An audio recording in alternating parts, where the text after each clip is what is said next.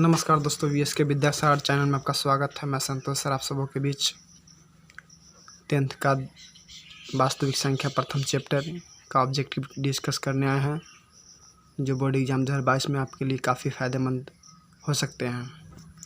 प्रश्न है, संख्या 0.322 पर लकीर है को PYQ के रूप में लिखा जा सकता है। तो हाँ, इसे लिखा जा सकता है, बट इसका करेक्ट आंसर क्या होगा सो चेक कर लेते हैं।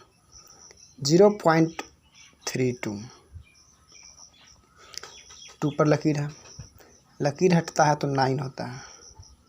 दशमलव के बाद जितना अंक है, दशमलव उड़ाने के बाद जिस पर लकीर नहीं है उतना शून्य होता है। माइनस जिस पर लकीर नहीं था 3, यानी कि 32 में से 3 गया 29, 29/90, 29/90 इसका करेक्ट आंसर हो जाएगा। तो 29/90 कौन में ऑप्शन में है? तो ऑप्शन बी में है। तो इसका करेक्ट आंसर क्या हो जाएगा? बी, यानी कि 29/90। अगला प्रश्न है 2 तथा 2.5 के बीच की परमेय संख्या है। यहाँ परमेय संख्या होगा, ठीक है। परमेय संख्या है तो परमेय संख्या देख लीजिए। √11 को आप तोड़िएगा ना तो लगभग 3 पॉइंट कुछ आएगा, मतलब इसका जो वर्गमूल निकलेगा 3 पॉइंट कुछ आएगा, ठीक है। अब देखिए √5, तो √5 का अगर हम तोड़ते हैं तो 2 पॉइंट कुछ आएगा, इसीलिए इसका करेक्ट आंसर क्या आ जाएगा? बी। अगला प्रश्न है, निम्नलिखित में से कौन सा कथन सत्य है? 2 अपरमेय संख्याओं का गुणनफल हमेशा अपरमेय होता है। 2 अपरमेय संख्याओं का गुणनफल हमेशा अपरमेय होता है? नहीं। इसे मान लेते हैं √3 गुने √3 क्या होगा? परमेय हो जाएगा, क्योंकि 3 आ जाएगा।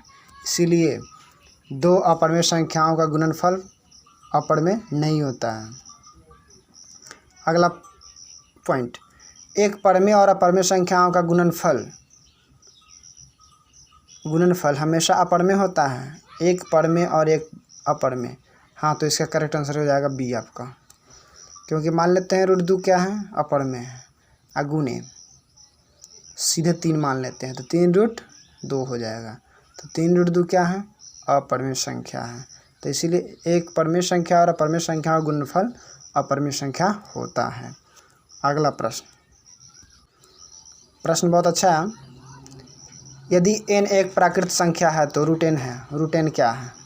अगर n एक प्राकृत संख्या, मतलब n के मान आप मान सकते हैं 1, 2, 3, 4, तो अगर इस सभी को रूट में अगर लगा दिया जाए तो क्या होगा? मतलब परमेय होगा, अपरमेय होगा, क्या होगा? अब देखिए, एक परमेय संख्या है, √2 अपरमेय संख्या है, √3 अपरमेय संख्या है, √4 परमेय संख्या है। तो इसमें क्या कर रहा है? हमेशा प्राकृतिक संख्या होगा, हमेशा अपरमेय संख्या होगा, हमेशा परमेय संख्या होगा, कभी प्राकृतिक संख्या कभी अपरमेय संख्या होगा। हाँ, तो इसका ऑप्शन नंबर डी करेक्ट हो जाएगा, क्योंकि कभी प्राकृतिक संख्या और कभी अपरमेय संख्या। मतलब कि 1 का वर्गमूल टूट गया, 2 का नहीं टूटा, फिर 3 का नहीं टूटा, फिर 4 का टूट गया। मतलब कि अपरमेय होता रहा है, यानी कि परमेय को आप बोल सकते हैं कि यह प्राकृतिक संख्या है। इसीलिए यह इसका ऑप्शन नंबर डी करेक्ट हो जाएगा। अगला प्रश्न है, यदि प्रथम 13,986 अभाज्य संख्याओं का योग n है तो n हमेशा भाज्य होगा। मतलब जो ये 13,986 जो है वो किससे भाज्य होगा? तो इस तीनों से भाज्य नहीं होगा। आप अगर ट्राई कर लीजिएगा, इसलिए इसका करेक्ट आंसर डी हो जाएगा। तीनों से भाज्य नहीं है, इसीलिए इसका करेक्ट आंसर डी होगा। अगला प्रश्न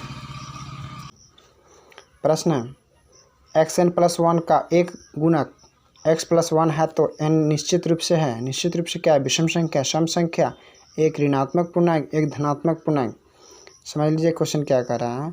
मतलब कि xn+1 का एक गुणक जो है x+1 है, तो कटेगा तो एक के मतलब में कटेगा, यानी कि x+1 होगा, माइनस माइनस कट जाएगा, ठीक है। तो क्या बच जाएगा? n। तो यानी इस n का घात कितना होना चाहिए? एक होना चाहिए। तो एक क्या है? एक क्या है? विषम पूर्णांक है। एक क्या है? विषम पूर्णांक, इसीलिए इसका करेक्ट आंसर क्या हो जाएगा? एक। अगला प्रश्न, संख्या रेखा पर प्रत्येक बिंदु प्रदर्शित होती है वास्तविक संख्या, प्राकृत संख्या, परमेय संख्या और अपरमेय संख्या। इसका करेक्ट आंसर क्या होगा? क्या होगा करेक्ट आंसर? देखिए संख्या रेखा, ये संख्या रेखा है, तो इस पे परमेय संख्या या अपरमेय संख्या किससे दर्शाया जा सकता है? तो इसमें दोनों को दर्शाया जा सकता है, परमेय संख्या को भी अपरमेय संख्या को भी।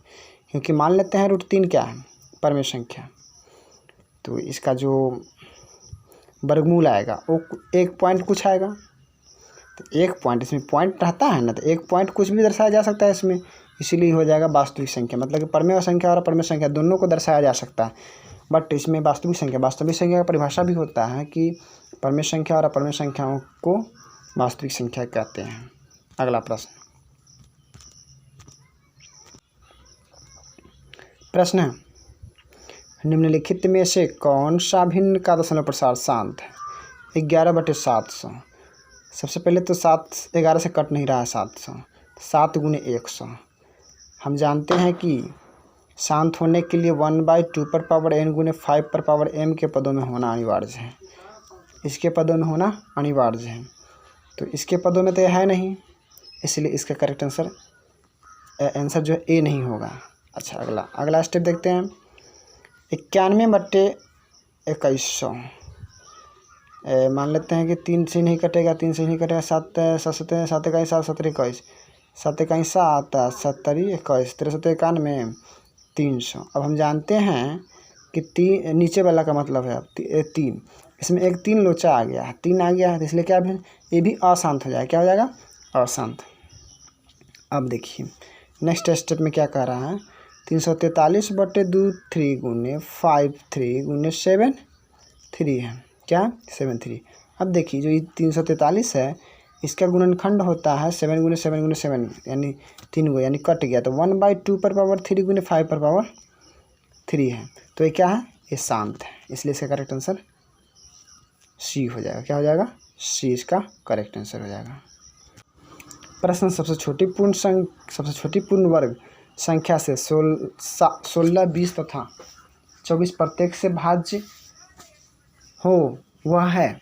मतलब कहने का मतलब जो 16 से भी कट जाए, 20 से भी कट जाए और 24 से भी कट जाए, वह कौन ऐसा संख्या है जो दोनों से कट जाएगा? देखते हैं, ट्राई करते हैं।